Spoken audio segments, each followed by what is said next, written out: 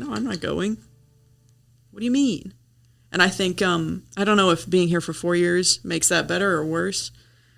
I mean, for some people, they're like, yeah, get me out of here. But I think for some people who might be a little bit closer to me, it's like getting kicked out of your house. Mm-hmm. I said to Denise last night, it's weird that, you know, the painting room is going to be locked and I'm not going to be able to get in there anymore.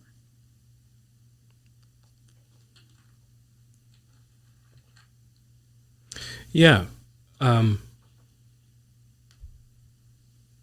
That was my painting room.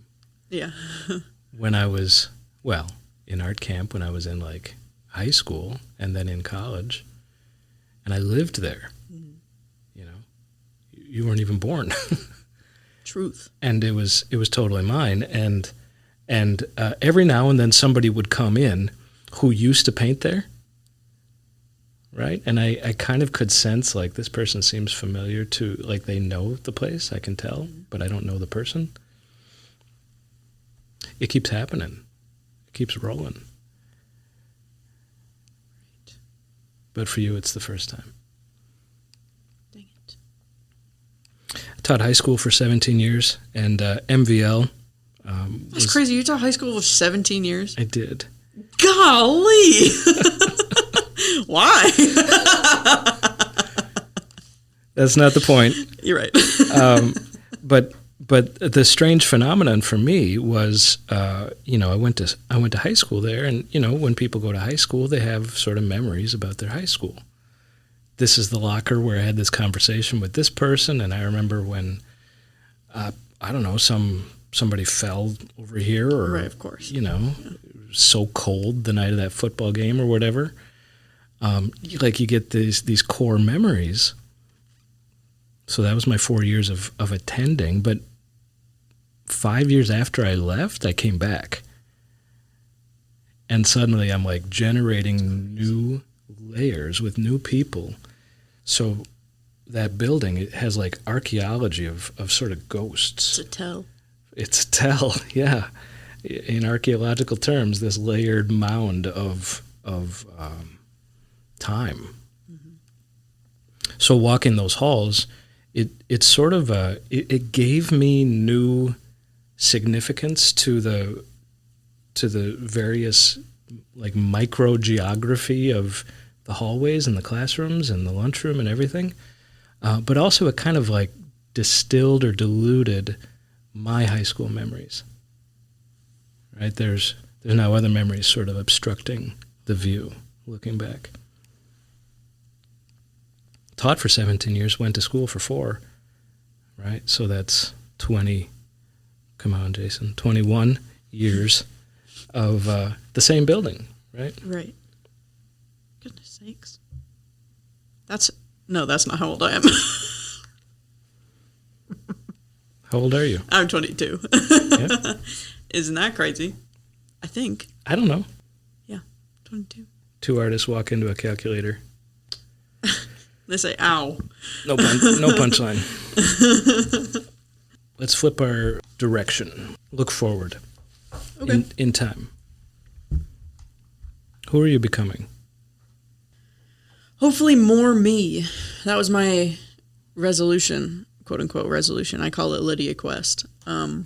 It's a goal to get more me, to be more me, to continually be more Lydia than I was before. Is that a new thought? No. Is that the thought that started the tiger drawings? Maybe. Kind of. You might be really right.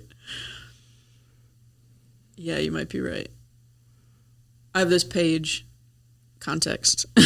Quick recap. I have this page in my very first sketchbook, one of my first sketchbooks, when I was like way little in grade school, like probably like, I don't know, first or second grade. And on the first page, on the very inside cover page, I decided that I should definitely, it was first grade. I remember having a first grade drawing. I decided to draw a tiger every year, like the head of a tiger every year, because that was my favorite animal, like for the longest time. And I was like, I need to be able to do this. I need to be able to track this. And that was important. It's a crazy first grade commitment. But in first grade, it's not. In first grade, it's like, yeah, of course. Like, why would I not do this? Crazy isn't the right word. I would say I've never heard of it. I understand. And so you were faithful. Yeah. The original question is, who are you becoming? But it's now modifying to, who have you become? Who have I become? Like, let's talk to first grade Lydia, right? Look back there, waving from college graduation. Yeah. You ask first grade Lydia, what do you want to be when you grow up?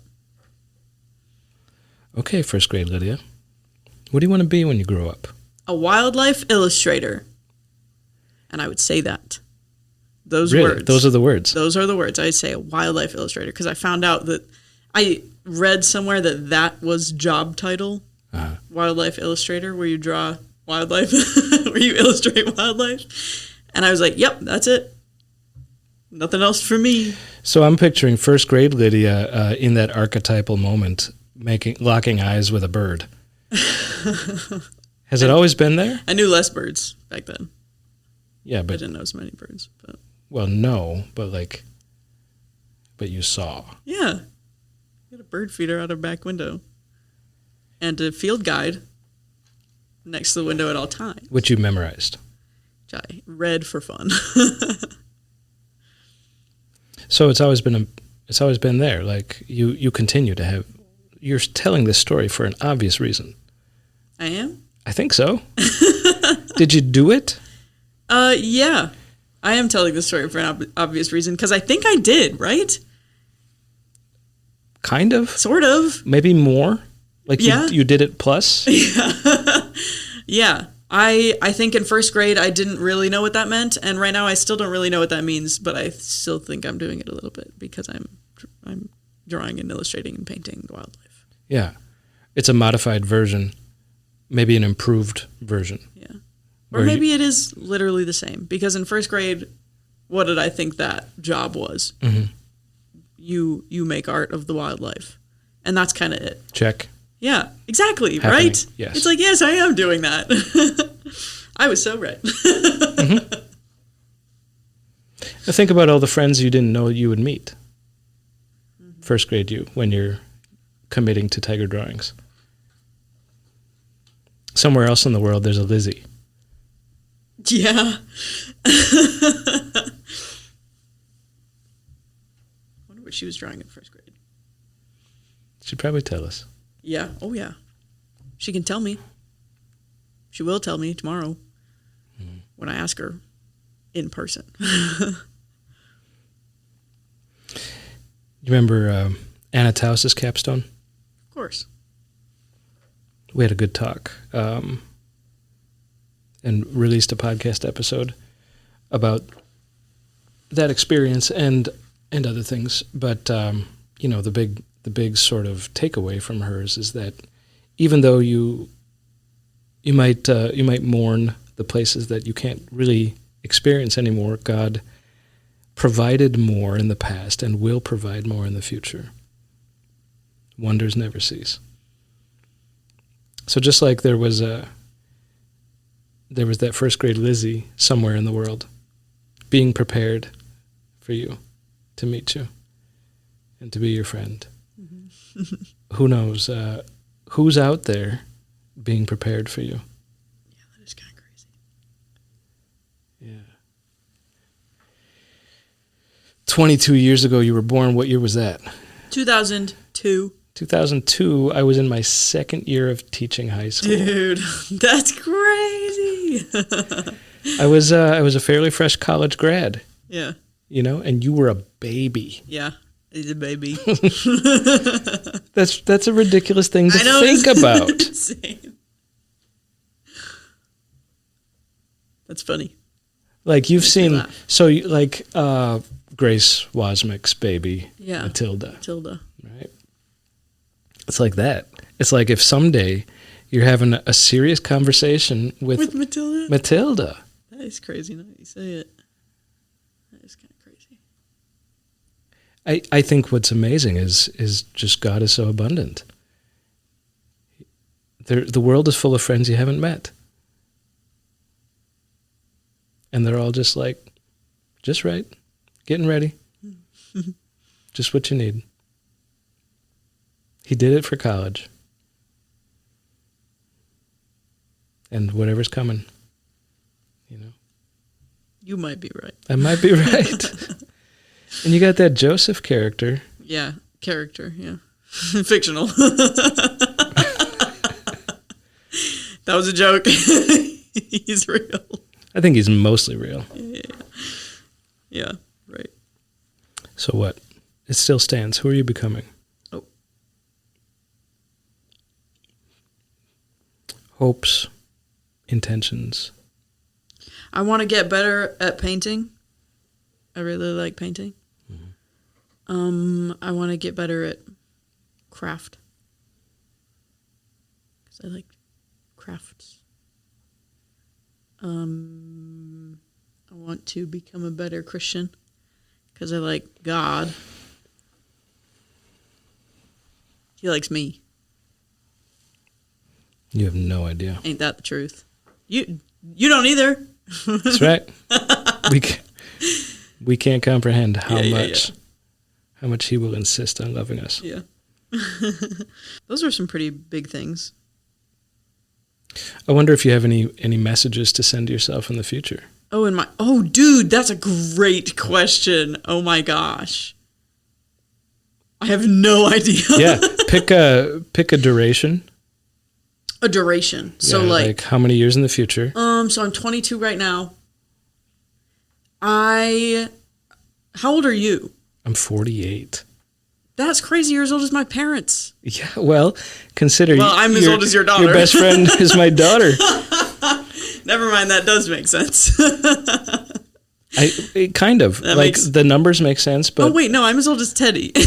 But I think it's like being friends with Matilda, being friends with a baby. Right. I'm closer to Matilda than you are to me. Okay. Literally. It's dude. I these kinds of things honor me, I think. I am honored. Nice. That you care or pay attention. Well, of course. To an old guy.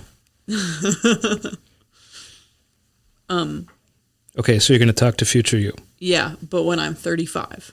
35. This is 13 years. Okay. I feel like that feels pretty manageable. Time machine. And I do love, people love, what is it called when it's fives? Increments of 5. That's what it's called. I think that's maybe a word for it. That's not what this is. I talk to myself. It's 13. 35, which is 13 years. Oh, come on, man. Okay. Is it Lydia Pasbrick? Yeah. Yeah, it's kind of weird being different. Not by then. Well, yeah.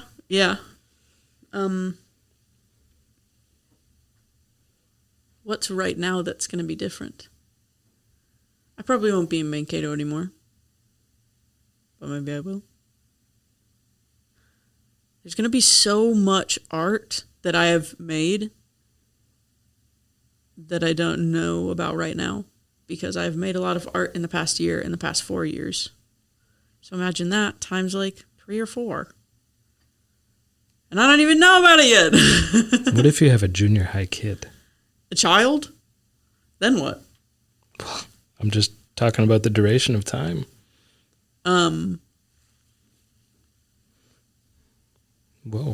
Maybe I am dead. Maybe? Maybe I'm dead. Maybe I'll never hear this. Or maybe I'll know about it a little bit. Who knows? Any advice for future you? Oh, any advice? Oh, dang. Well, I just want to be old because then I'll be clever. Say more. I'll be even more clever because I'll I'll have more life experiences. I'll know more words probably. You can be pretty clever if you have more life experiences and you know a lot of words. I've heard you say that before several times. Like, I can't wait till I'm older. Yeah. Can't wait to be clever. Wish I knew everything. I know. Oh my goodness. Actually, I need to talk about this for a second. Whenever I talk to Andy, I'm like, I want to be older so bad. Because he knows so much about music. It makes me want to cry. He knows so much about music, and I want to know that much about music. I'm like, I love music so much. I love music so much. I know a lot about music at my age. But I just haven't had a lot of time to be around yet. I haven't had a lot of time to, like, know all this stuff about music yet. And once I'm Andy's age, then maybe I'll know about music.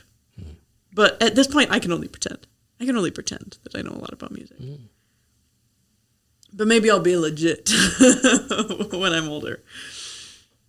35-year-old Lydia, we hope you're a formidable musical resource. Yeah.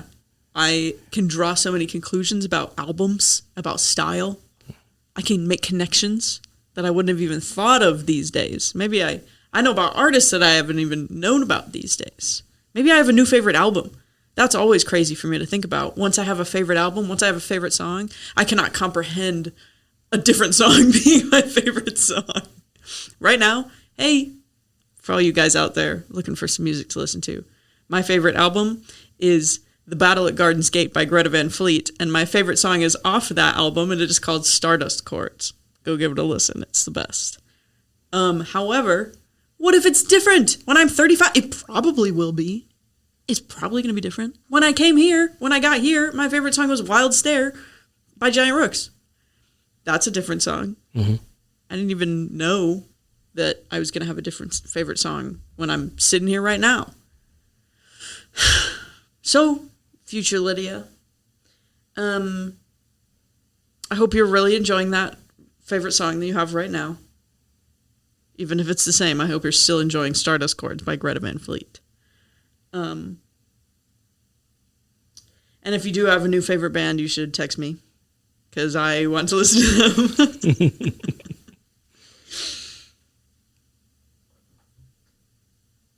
And you said formidable. I hope I am also a formidable artist.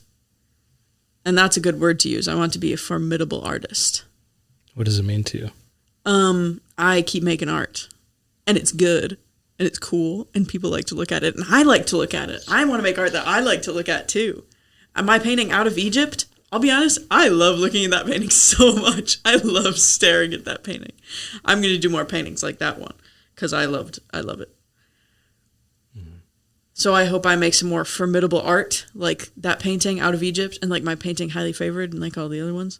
But better, because I'll be older and I'll know more things. Probably.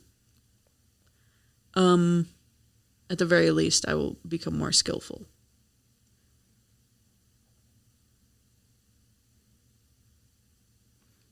Let's imagine there are some young Lydias out there.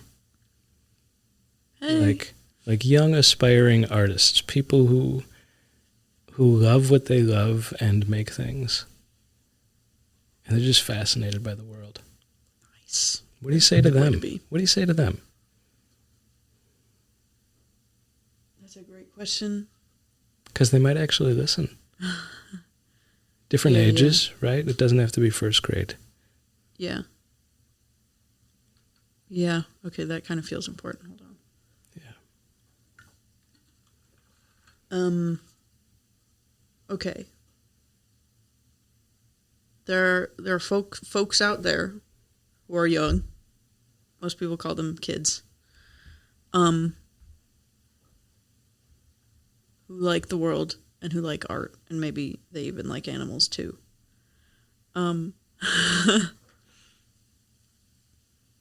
Listen up.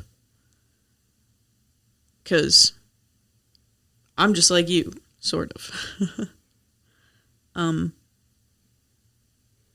I think first grade was a little bit yesterday. It was a little bit a long time ago, but it was also a little bit yesterday, and I think that's important.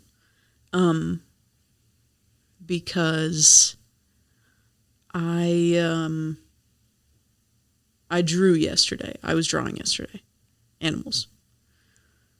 And I was drawing animals yesterday in the real sense, and I was drawing animals yesterday in the first grade sense. And I didn't stop because, of course, why would I stop drawing? So I think if you're in first grade and you're drawing, or if you're in any other grade and you're drawing, keep going.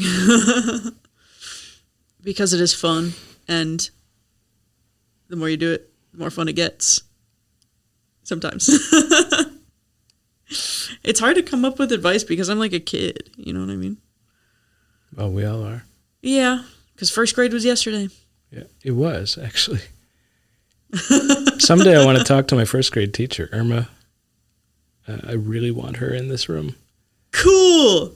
She changed my life. My mom just talked to my first grade teacher like a month ago.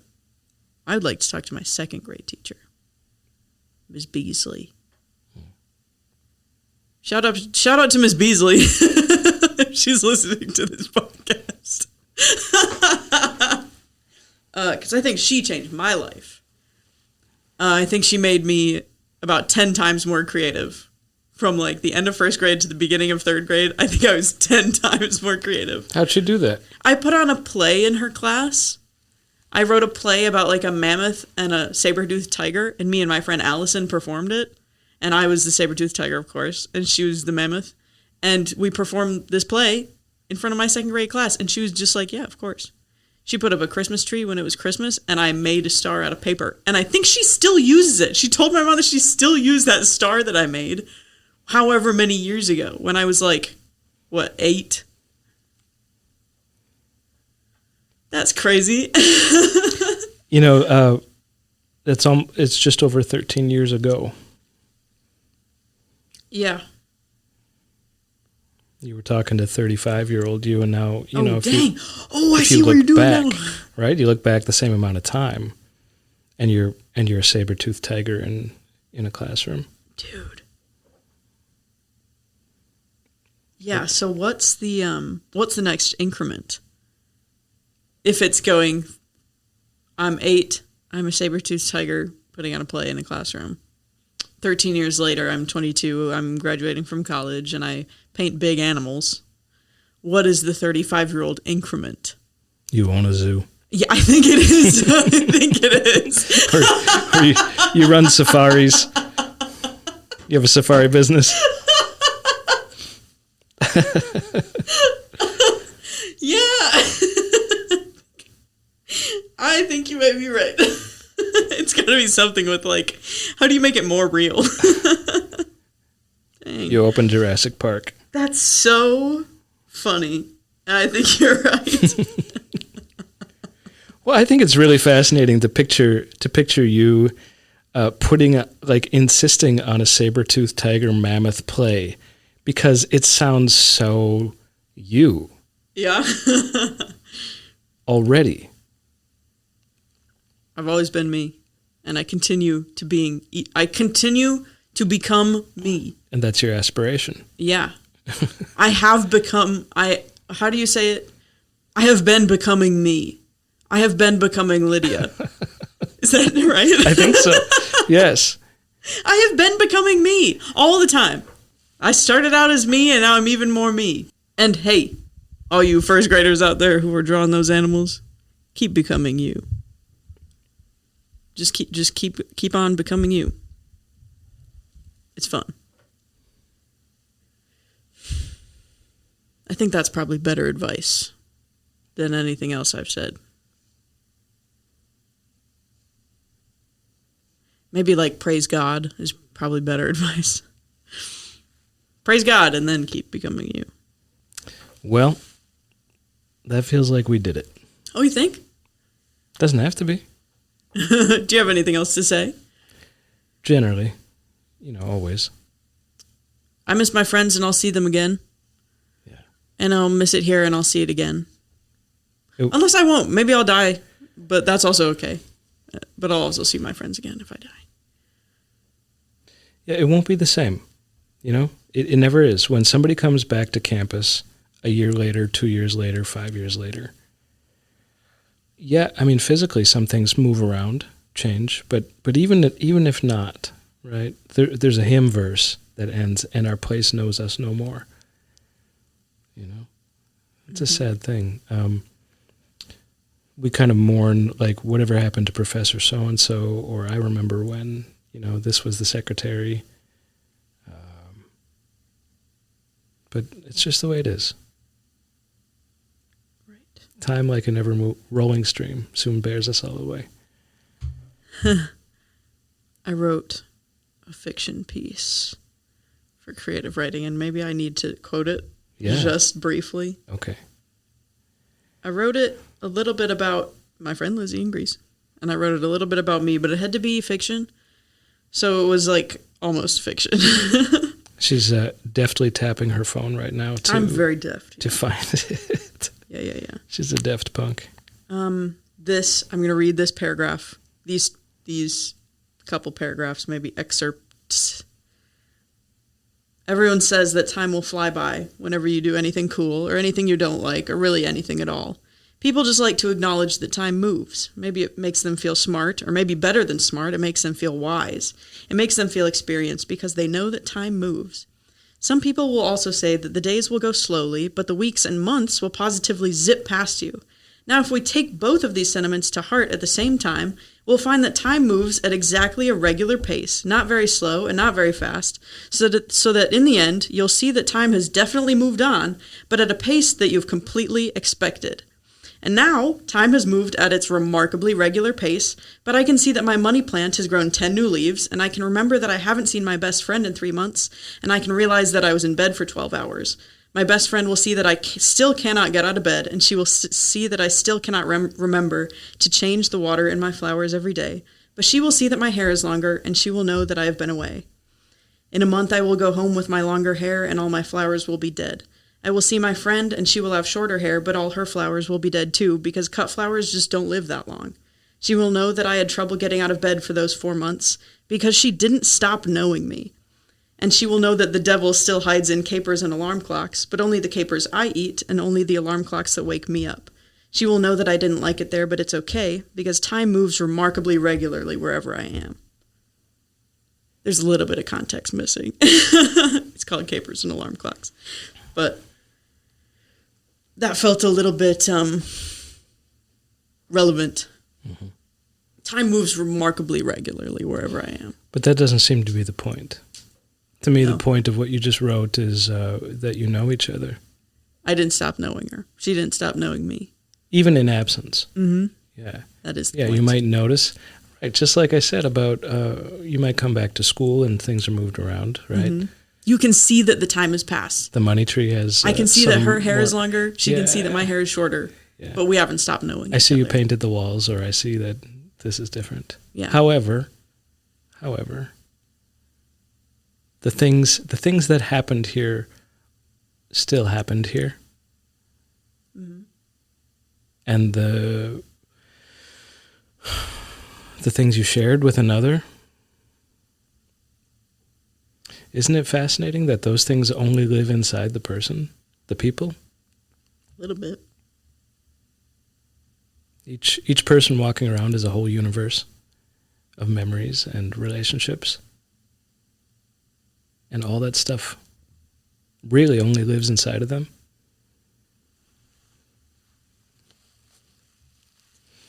You had your Lord Huron quote earlier on, and I'm going to circle back to that. My grandmother... Iku died, I think, in the last year. I'm not great at tracking time. But the phenomenon that you described, I witnessed with her. Mm. In the last couple years of her life, she had this habit of going through her slide projector reels, watching slide after slide after slide, over and over. She knew these things. She knew these people. Sometimes something would get stuck, or, it'd be backwards or sideways, didn't matter.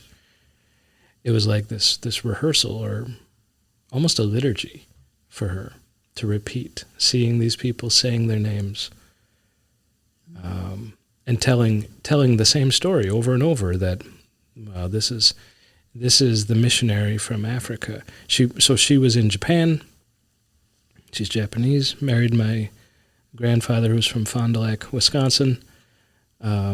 And they had a whole career there, building and nurturing a mission in Japan. So dignitaries would visit, and then she had her friends and all kinds of people appearing in these slides, and they're young and healthy and happy, And she's 92, and she's letting you know, I'm 92, and she just laughs. She thinks it's hilarious. And then she like,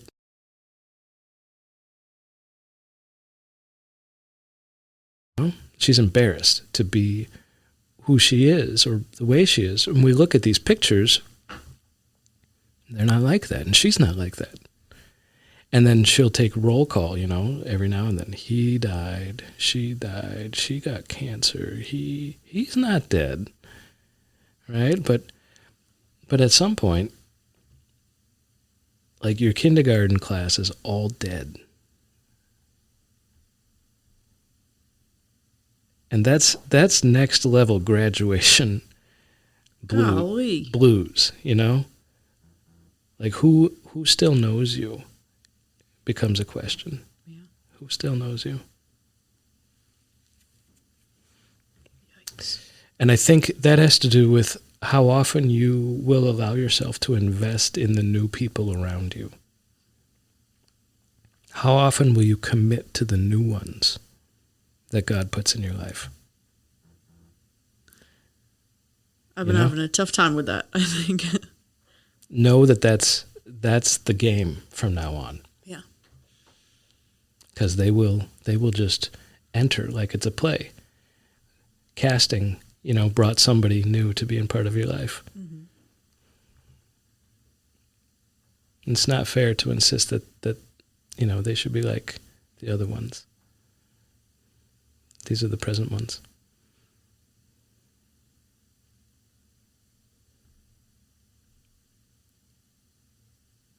I just don't want the present ones to go away. Yeah.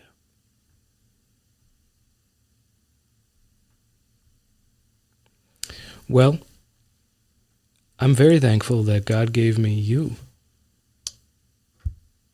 Right? Consider that.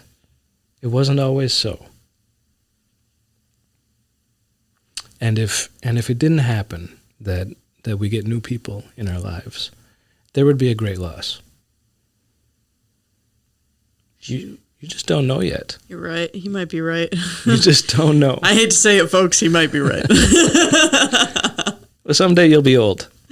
Yeah. Yeah. And then I'll know it. Then you might be right. And I might be right. Someday I hope that I might be right. That is my New Year's resolution. My dream for you is that you become a saber-toothed tiger. Wow. With a lot of knives. And yep, okay. And that you become very good at shooting bow and arrow. Isn't a saber-toothed tiger already a little bit knives? A saber-toothed tiger is knives. Yeah. Stripy, furry, walking knives. Oh, man. And that's a way of saying, I hope you become more you. Thank you, Jason. That's a great blessing. And I hope that other people get to experience. This is the trick, too. Other people should get to experience Lydia. I hope so, too. And other people get to experience me. I hope so, too. We take turns. Yeah. Right? We all, in this whole life, we're all, sort of switching places and finding other people to be loving and of service to. Yeah. Getting all mixed around. Mm-hmm. Okay. I think I'm ending it. Yeah, I think that's a good idea. Good idea. Both of us. Nice. Yeah. Great idea, Jason. / Lydia. Yeah.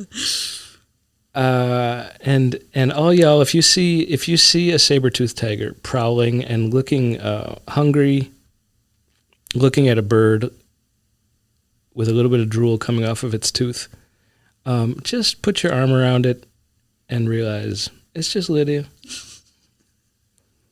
Give her a big hug.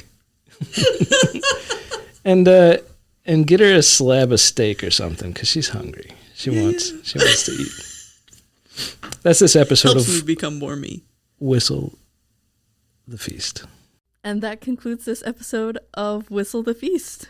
We hope you enjoyed being a part of the conversation as much as we did. Whistle the Feast would not be possible without all the creative people and spaces at Bethany Lutheran College. And you can head on over to blc.edu to learn more about the college or schedule a visit. If you have thoughts, questions, or feedback, we'd love to hear from you.